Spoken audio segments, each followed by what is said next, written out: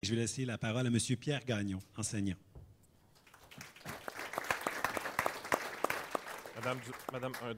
Madame Dubé, vous disiez que c'était votre première fois. Là. Ça coche, comme diraient nos élèves, nos enfants. Vraiment, merci. Et je me suis étouffé tantôt quand vous avez dit qu'il y a des élèves qui étaient en retenue parce qu'ils ne faisaient pas les devoirs. Je trouve ça toujours très drôle. Des fois, je mettrais des profs en retenue aussi. Pierre Gagnon, enseignant au primaire à l'École Saint-Gérard à Montréal. Je ne sais pas si vous avez entendu parler de moisissure.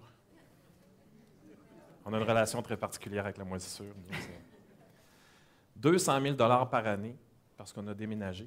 Les parents se sont mobilisés et les parents ont demandé à la commission scolaire de déménager dans le quartier, que tout le monde soit dans la même école, pas que le premier cycle soit dans une école, deuxième cycle, donc soit tous ensemble, et qu'il y ait des navettes, des autobus scolaires, parce qu'ils ont déménagé dans le quartier, parce qu'il y avait une école de quartier. Alors, ils ont dit, il y a de la moisissure, ce n'est pas notre problème, arrangez-vous pour faire la navette. 200 000 $ par année pour des navettes. Je dis ça juste comme ça. Okay? Elle, c'est Mia, Annie, nommez-la, mais elle a des rêves. Moi, je la trouve exceptionnelle. On ne sait pas à quoi elle rêve, mais on aimerait pour elle avoir le plus bel avenir. On s'entend là-dessus. Mais son avenir va dépendre de ce qui va lui arriver dans la vie. On parlait d'intimidation. On va parler de difficultés d'apprentissage. On parle de plein de choses. De séparation des parents. Hein? Vous pensez peut-être que ça n'a pas d'incidence, mais moi, je pense que ça en a une. Okay? Donc, est-ce qu'on peut permettre à cet enfant-là de développer son plein potentiel, malgré tout ce qui va lui arriver? Okay? Lui, ça doit être un Steven ou un Kevin ou un...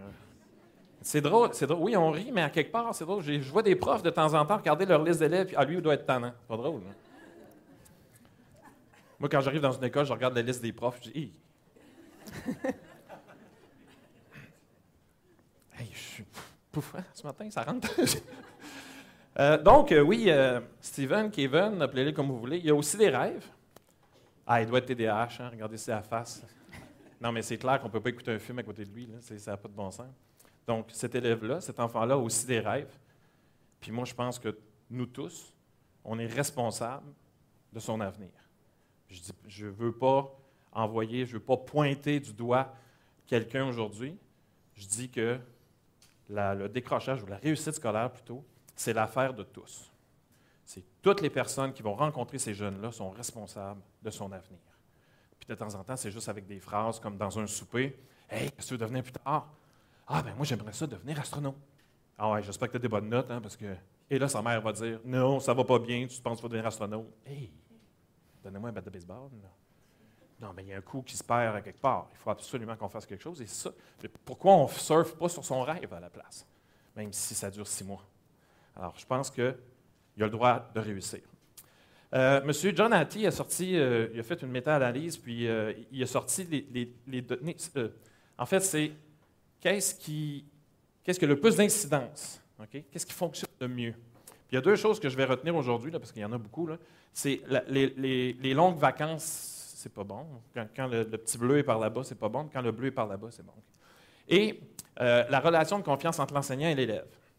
Je trouvais ça très intéressant parce que je me suis dit, même avant de venir ici, à un moment donné, je me suis dit, j'ai le syndrome de l'imposteur, je ne sais pas ce que je vais faire là aujourd'hui.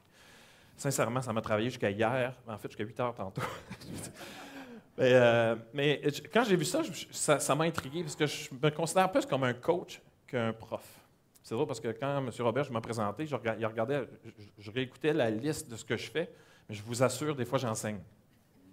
Je vous le dis tout de suite, des fois, j'enseigne, puis on apprend des choses dans ma classe. Okay?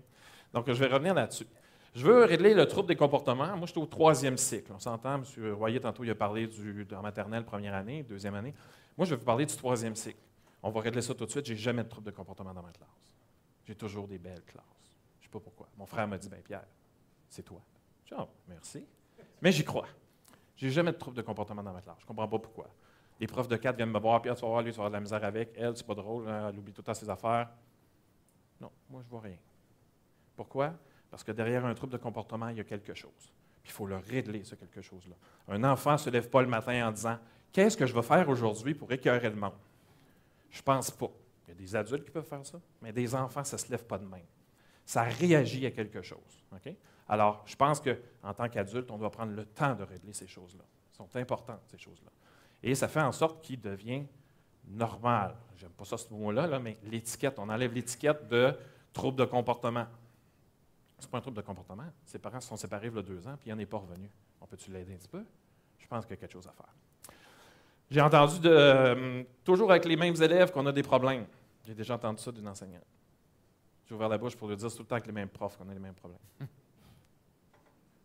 Mais je ne l'ai pas dit, évidemment. Il n'y a rien à faire avec lui. Il n'y a rien à faire avec toi non plus. Je suis désolé de dire ça, mais on ne peut jamais dire ça d'un enfant. Je suis désolé, mais ça ne fonctionne pas avec moi. Et ça me dit, qu'est-ce que ce prof-là fait devant une classe si ça sait ça? Bien, le problème, s'il n'y a rien à faire, là, c'est parce que je n'ai pas scruté toutes les... Je ne suis pas allé chercher de l'aide ou je n'ai pas essayé d'autres choses. Okay? Ça me fait de la peine. Puis je pense que ça n'aide pas, ça, les jeunes. On a parlé de l'école obligatoire jusqu'à 18 ans. Je vais toujours comparer les jeunes et les adultes, parce que depuis quelque temps, je me sens un peu plate. Parce que des fois, j'arrive à mes élèves et je dis « Aïe, aïe, je serais dans une formation aujourd'hui, là, puis la formatrice ou le formateur me ferait faire ce que je fais faire à mes élèves. Je partirais en courant, puis je dînerais assez vite, je me faufilerais. On le fait faire aux élèves. Donc, je vais toujours comparer. OK? On parle de motivation. Est-ce qu'on est toujours motivés, nous, les adultes? Pas clair. Hein? Qu'est-ce qui nous motive? Ah, ben, en tout cas, ma boss, là, elle est tout le temps sous mon dos. Ah, ben, je sais pas. Il me semble qu'il manque quelque chose dans ma vie. Bien, les enfants sont là, sont assis pendant 5 heures de temps. Il n'y a pas personne ici qui endurerait ça. On leur fait vivre ça. OK? L'adaptation et la différence. On parle de différence. Tantôt, madame, j'ai vraiment apprécié ce que vous avez dit sur toute la ligne. Okay? Parce que j'ai eu un enfant autiste dans ma classe, j'ai des difficultés d'apprentissage, on a tout, évidemment. Et on se demande si, c'est drôle parce que des fois, je dis aux profs, il faut que nous, on s'adapte à tous les enfants. Mais ben non, moi, dans ma classe, c'est de même. OK. Mais est-ce que tous les enfants fit dans ton de même? Ben moi, c'est de même. Moi, il faut qu'ils fassent ça comme ça. Ben non, je suis désolé, mais moi, mes élèves, ils font ça comme ils peuvent le faire, puis comme ils veulent le faire. S'ils veulent le faire en couleur aujourd'hui, ben, ils le font en couleur. Qu'est-ce qui est important pour moi? C'est de savoir s'il est capable d'avoir une bonne réponse, une bonne structure, ou s'il est capable d'avoir une bonne démarche. C'est ça en jaune, en vert, en bleu, en rouge. On s'en fout un peu, dans le fond. Hein? Mais je veux une réponse, puis je veux une démarche. Okay? Donc, oui, il faut s'adapter, et il faut parler de différence. Okay? Il faut enlever ces mots-là. Tout le monde est normal. C'est ça qu'on devrait dire. Okay? On a tous nos défis, évidemment, mais j'ai mes défis, et vous en avez aussi, mais les élèves en ont aussi. Donc, on est tous normaux, à mon avis. La passion. Levez la main, ceux et celles qui ont eu un prof qui les a allumés. Mais un instant, un prof dans leur carrière. Levez votre main. Pas 2, pas 3, 1. Baissez votre main. 2 profs. Baissez votre main. 3 profs. Plus ça va, moins il y en a. Pourquoi ça ne devrait pas être 7 profs au primaire, puis 32 au secondaire? Comment ça, il y en a juste 2, 3 qui nous allument? Vous trouvez ça normal? Je ne trouve pas ça normal. Comment ça? Il faut être chanceux en ciboulette pour le pogner. Non, mais là, si vous êtes dans le groupe 102, puis vous avez cette prof-là, dans le groupe 103, vous en avez un autre, bien, j'espère... Ben là, comment ça? Moi, je ne suis pas dans lui. Vous êtes fait. Et si vous n'en pognez jamais un, ça va pas bien? Comment ça, c'est pas 7 profs au primaire qui nous allument, puis toute la gang du secondaire, puis toute la gang du collégial? Comment ça, c'est pas ça? Ça devrait être ça. Donc, quand on vit de passion, là, les enfants sont là parce qu'ils nous écoutent, ça marche de même. Ah ouais, OK, go! Ils partent. J'ai rien fait. J'ai rien fait. Je tripe juste. Je tripe yank, comme on dit. Toujours, Madame Catherine Lapointe a dit quelque chose d'intéressant. Il y a de la pédiatrie sociale. Moi, je pense qu'on devrait faire aussi de la pédagogie sociale, parce que je pense qu'il y a des choses dans les maisons qui se passent. Puis je pense qu'on devrait travailler ensemble. Moi, je ne crois pas à ce qui se passe à la maison et ce qui se passe à l'école. Je pense qu'on doit se parler puis communiquer ensemble et intervenir. Il faut faire quelque chose. Donc, il faut que les parents, de temps en temps, laissent rentrer des spécialistes, des intervenants. Puis, moi, je vais faire la même chose dans ma classe. On va s'entraider, il faut qu'on se comprenne, il faut qu'on travaille ensemble. Moi, je dis toujours que l'élève est sur un tricycle, il y a 2 petits trous en arrière. Il y a un petit trou pour le prof, l'éducation, et un petit trou pour les parents. Vous avez déjà essayé de rouler avec un tricycle qui manque une roue? C'est sûr qu'on a déjà tout fait ça. Ça va pas, ça va tout croche. Mais on avance pareil. On avance bien mieux quand on a les deux. Ça, je pense qu'en intervenant ensemble, ça va bien. Le programme, on parlait du programme tantôt, Mme Dubé elle l'a souligné, on est un peu poigné dans le programme. Il y a des jeunes qui ont fini. J'ai un jeune qui a fini sa 5e année. Présentement, je vous le dis, il a fini sa 5e. Il avait fini avant Noël. Qu'est-ce qu'il fait dans ma classe? On ne peut pas le pousser ailleurs, puis le faire avancer plus vite, puis, ah non. Pareil, égal, tout le temps la même affaire. Ça ne marche pas. OK? Puis ça, c'est un élève qui a fini, terminé, puis ben, c'est la même chose avec les élèves qui sont en très grande difficulté. Après 25 minutes, il n'est plus capable d'écouter. Qu'est-ce qu'il fait là? Ah non, non, tout pareil, tout égal. Ça ne marche pas. OK? Est-ce qu'on peut avoir du plaisir à l'école? Est-ce qu'on peut être fou? Est-ce qu'on peut sortir du cadre? Moi, dans ma classe, là, j'ai comme 4 règles. Je ne sais pas comment appeler ça encore. La première, c'est avoir du plaisir. Si tu n'as pas de plaisir, va-t'en. Bien, c'est à moi à agir. C'est à moi à mettre en place des choses pour avoir du plaisir. Mais si je n'ai pas le cœur, je n'ai pas la tête. Si tu es triste, si tu es fâché, si tu es intimidé, ça ne peut pas marcher. Il faut régler les choses. Il faut avoir du plaisir et développer la créativité. Ça, moi, c'est assez fou, là. Petite anecdote, OK? J'ai fait faire des labbooks, vous irez googler ça, là, à mes élèves. J'avais pris des chemises légales, bleues, assez foncées. Une petite fille vient me voir, elle dit, Pierre, est-ce que je peux mettre la couleur? C'est bleu, hein? Je dis, est-ce que c'est interdit? Est-ce que j'ai donné une consigne qui dit ne mets pas de couleur? Elle dit non. Bien, si je ne te dis pas que tu ne peux pas le faire, pourquoi tu viens me demander si tu peux le faire? Fais-le. J'ai dit, tu es déjà castré. C'est pas drôle. 5e année, petite fille, elle est déjà castrée. C'est fini. Elle, si on ne lui dit pas qu'elle peut mettre de la couleur, elle ne met pas de couleur. Pierre, est-ce que je peux prendre du bleu ou du orange?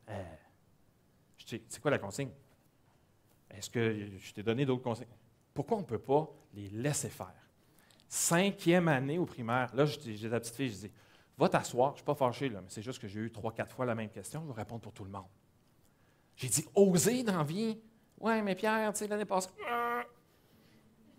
j'ai pas envie d'entendre ce que tu as fait l'année passée. Cette année, ose, tripe, amuse-toi. OK? Et crée surtout. Je trouve qu'on laisse tomber ces enfants-là qui aimeraient se laisser aller un peu. Et moi, je pense, vous allez peut-être me dire ce qu'on rapport avec le décrochage scolaire, là, mais aller plus loin que ça, là, aller plus loin dans. J'aimerais écrire un texte, mais pas tout à fait comme tu me l'as demandé. C'est quoi le but? OK? Augmenter le nombre de jours, je pense qu'il faut que j'accélère un peu. Il faut réorganiser. Oui, je suis pour ça, augmenter 200 jours, là, ça suffit. Là. Tu sais, avant ça, les enfants, les jeunes allaient dans les champs aider l'été. Ça a changé. Tu sais, je pense que l'école devrait être toute l'année. J'entends les syndicats. C'est correct. On ne parle pas de ça, je ne rentre pas là-dedans aujourd'hui. Mais je pense qu'il faut aussi réorganiser le temps de classe et l'horaire. Okay? C'est un peu trop stiff, à mon avis, si vous me permettez l'expression. Comme on parlait avec madame tantôt, il faut s'adapter. Il y en a un qui veut faire de la robotique, il y en a un qui veut faire d'autres choses, il y en a un qui a un temps terminé. Qu'est-ce qu'on fait avec ça? Okay? Je pense qu'il faut se réorganiser entre nous et entre profs. Hey, moi, là, 3e période l'après-midi, si tu veux m'envoyer les élèves qui ont terminé et tout ça, là, ben, je fais telle affaire. Ils peuvent arriver quand ils veulent. Ah non, on ne peut pas faire ça. On ne peut pas. Bien, c'est clair qu'on ne peut pas. Tu viens de me dire qu'on ne peut pas. On peut toujours faire quelque chose. Il faut vouloir le faire. Okay? Prendre plus de temps pour vivre à l'école. Ça, là, si je veux dire, à 200 jours, je vous le dis tout de suite, là, on arrive le 23, puis on finit le 23, puis on court tout le temps. Je suis fatigué de courir. Je vous le dis tout de suite. Ça n'a aucun bon sens. Il faut faire des examens là, puis des bulletins, puis... Wow! Calmons-nous, pompons, on est en train d'apprendre. C'est pas rien, là. On est en train d'apprendre. On apprend des choses à l'école. On est supposé avoir du plaisir. Essayez d'avoir du plaisir quand vous êtes stressé. Pas facile. Okay? Un matin, je n'en avais pas. Là. Vous venez voir. Ouais. Ouvrir l'école à la communauté, ben, ça fait en sorte que l'été... Pourquoi les écoles ne sont pas ouvertes l'été? Ah, il faut faire le grand ménage. On est capable de faire ça dans la semaine, l'année. Peut-être qu'il va falloir organiser ça aussi. On fait le grand ménage. Voyons donc, même en faisant le grand ménage de la moisissure, puis ça ne marche pas. Ça change quoi qu'on fasse quelque chose l'été? Je veux dire, qu'il le fasse la semaine, ça va être correct, t'sais, au fur et à mesure. Mais bon. Davantage valoriser l'éducation? Oui, en général, dans la population, il faut le faire. Je vais parler de nous, les profs. Il faut commencer par se valoriser entre nous. Il faut commencer là. Il faut s'encourager. Il faut souligner les bons coups des autres profs, puis des conseillers pédagogiques, puis des directions d'école. Il y a des choses qui se font de beau dans les écoles, puis on ne les voit pas jamais. On voit ce qui se fait de mal, par exemple. Hey, il y a un petit gars qui est tombé et s'est cassé le bras. Hey, c'est quelque chose. C'est quelque chose. Ce qui est un accident, là, mais c'est les grosses nouvelles. Hein? Mais il y a des écoles comme la robotique, par exemple. On est allé au Missouri. C'était magnifique. C'était incroyable. Vous auriez dû voir les enfants dans l'avion. Bon, il y en a qui n'avaient jamais pris l'avion. C'est pour ça qu'il y avait cette face-là, mais il y en a d'autres parce qu'ils étaient heureux et de bonne humeur. Bon. Mais je pense que les profs, nous, on doit, agir en professionnel. Il faut être des professionnels. Il faut se tenir comme des professionnels. Ah, ben là, tu sais, ouais, mais là, en tout cas, arrêtez de se plaindre. Je suis pas en train de dire qu'il y a des choses, que tout fonctionne bien puis tout est beau dans la vie, là. C'est pas ça. Mais de temps en temps, il faut passer à d'autres choses puis dire, moi, je fais ça. Moi, je change des vies. Hein. Je sauve des vies, moi. Petite anecdote. J'ai eu un élève, là, 2 ans dans ma classe. Il m'a écrit sur Facebook dernièrement. Il m'a dit, Pierre, est-ce que ça va? J'ai dit, oui, toi? Il dit, non. Je dis, pourquoi? J'ai des pensées suicidaires. Il m'a écrit à moi. 2 ans. Ça fait 2 ans qu'il n'est plus dans ma classe. Je sauve des vies, moi. Signalement, il va mieux. Je sauve des vies, pas juste celle-là. Okay? Avoir du plaisir, bon, les profs qui disent qu'ils sont en convalescence l'été, là, si ton travail te rend malade, va-t'en. Non, mais il n'y a pas personne qui doit vivre ça. On ne peut pas tomber malade à toutes les années. La job n'est pas faite pour toi. Une chance, ça ne travaille pas 365 jours, c'est très bon. On ne peut pas dire ça à l'ensemble des gens qui travaillent 50 semaines par année. Voyons donc. Je ne dis pas que mon travail n'est pas facile. Je suis stimulé, moi. J'en ai 23 qui disent Pierre, Pierre, Pierre, Pierre. Non, ils ne disent pas ça parce qu'ils sont assis en silence. C'est pas vrai. C'est pas vrai. C'est pas vrai. OK? Avoir du plaisir. Le stress des bulletins, c'est très drôle parce que dans le stress des bulletins, moi, quand je vois des profs, là, ah, mais là, qu'est-ce qu'il y a? Ben là, c'est le temps des bulletins. OK, ça fait combien d'années que tu enseignes? 20 ans? Okay. 20 ans x 3, là, il me semble que tu es correct, là. Avant ça, tu en avais 4. Comment tu faisais? Mais non, mais c'est ça aussi. Valoriser l'éducation. C'est à un moment donné, arrête de te plaindre. Tu as des bulletins à faire, fais tes bulletins. Il y en a qui ont des conférences de presse à préparer. Bien, ils n'écœurent pas les autres pour ça. Bien, peut-être, là, mais on sait pas. Okay? Valoriser le ose. OK? Ose. Fais des choses. Travaille. Plante-toi. C'est ça que j'ai envie de dire à mes élèves. Relève-toi, par exemple. On va t'aider à te relever. OK? Essai, erreur, se tromper, se relever. Il faut valoriser ça. J'ai des élèves qui n'osent pas écrire une réponse parce qu'ils ont peur de l'avoir mal. Voyons donc.